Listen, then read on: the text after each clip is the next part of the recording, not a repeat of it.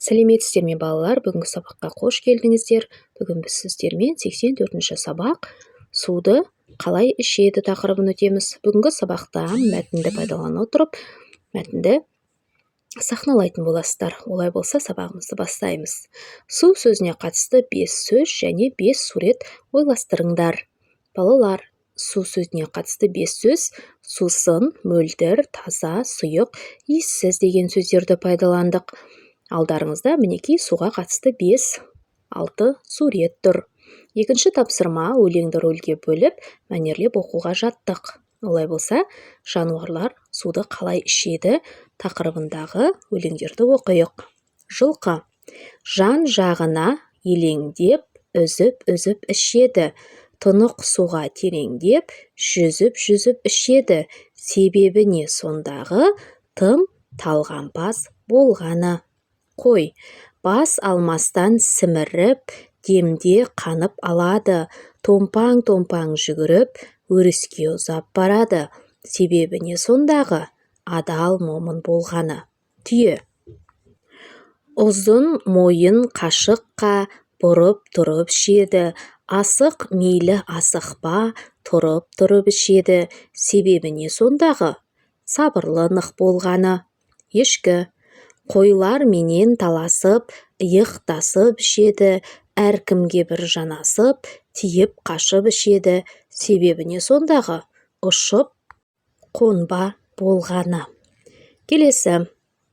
Сиыр: қара мұның айласын, байқап ішеді. Шаңырақ мүйіз дәу басын, шайқап ішеді. Себебі не сондағы? Сәл мазаңдау болғаны. Ит: шашыратып, шығындап, жалап ішеді. Жан-жағына ырылдап, қарап ішеді. Себебі не сондағы? Тым қызғаншақ болғаны. Мысық: көзін жұмып көлгірсіп, жалап ішеді. Бәрін өзі білгірсіп, санап ішеді. Себебі не сондағы? Сонша сараң болғаны. Балалар, өлеңнің авторы Сейіл Боранбаев.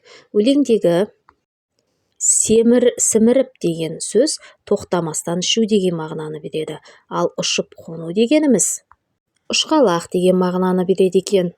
Келесі жаттығу 3-ші тапсырма: мәтінді сахналаңдар. Балалар, осы өлеңді пайдалана отырып, мәтінді өздеріңіз сахналап көріңіздер. 4-ші тапсырма: өзің қандай сусын ішесің, қандай сусын ішкен пайдалы деп ойлайсың.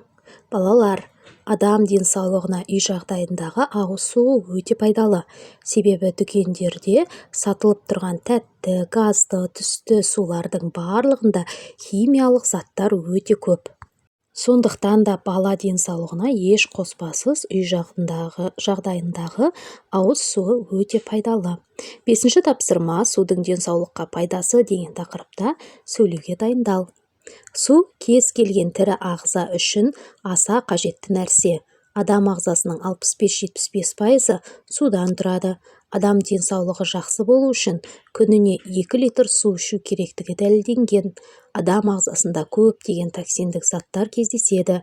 Өндірістің зияны, пайдасыз тағам, көліктен шығатын шаң-тозаң, осының бәрі біздің ағзамыз кезігетін жағымсыз заттардың бір бөлігі.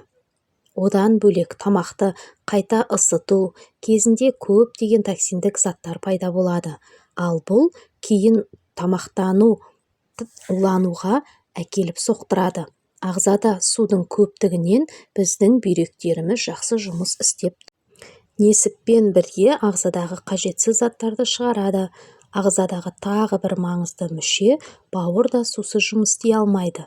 Ендеше су ағзаңызды қажетсіз заттардан, яғни токсиндерден тазартады.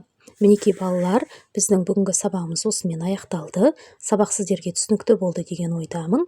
Егер де сабақ түсінікті болса, лайк басып, сұрақтарыңыз болса, комментарий бөліміне жаза өтіңіздер. Егер де каналға тіркелмеген болсаңыздар, Зерек бала 2 каналына тіркеліп, колокольчик басып қоюды ұмытпаңыздар. Олай болса балалар, келесі сабақта кездескенше сау саламатта болыңыздар.